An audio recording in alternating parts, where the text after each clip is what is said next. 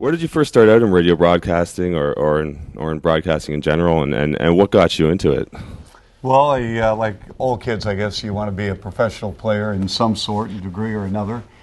And I realized at a very early age that, I wasn't going to be that guy because I was always the smallest kid in my class, and I was the slowest kid in my class, and I wasn't very coordinated and not a very good athlete. So I started watching a lot of sports, went to a lot of games. My father passed away when I was a little boy, and my next door neighbor was a high school basketball coach.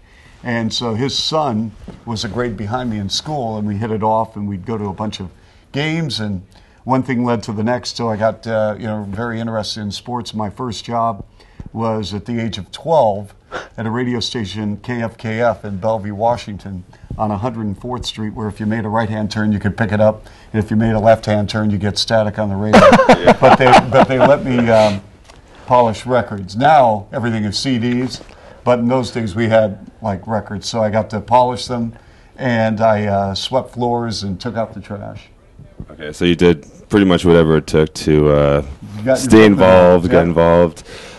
Jack, yourself, you were a coach, NCAA Division I for Niagara.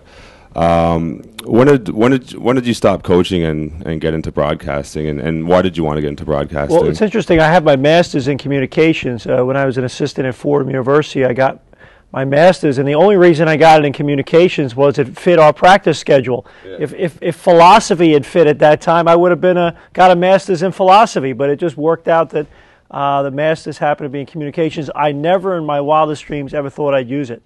My whole goal in life was to coach. I was going to eventually probably drop dead as a coach, but that's all I ever wanted to do. Chuck talking about the passion of finding out at some point in your life you're not going to play at the highest level. And that same thing happened to me, and I love the game so much I got into it on the coaching side. And when I left coaching, I was fortunate enough to get hired here in Toronto back in '98 with Chuck. Chuck and I started together. Nelson Millman at the Fan 590 hired us together to do the Raptor radio game. So it was an absolute thrill. And I can tell you a little story. It's really a remarkable thing in my life.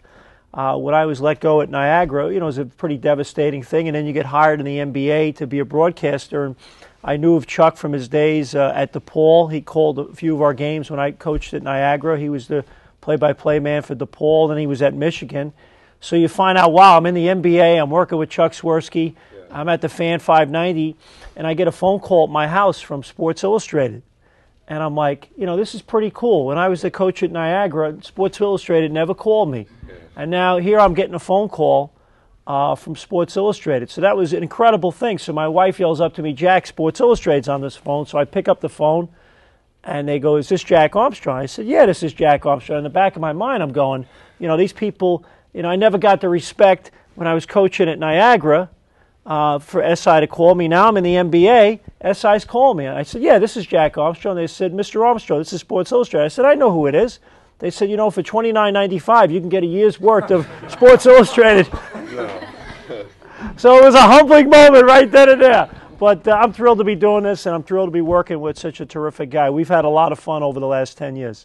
Yeah, and you can definitely hear and see that on your broadcast that the chemistry between you two guys is definitely a pleasure to listen to.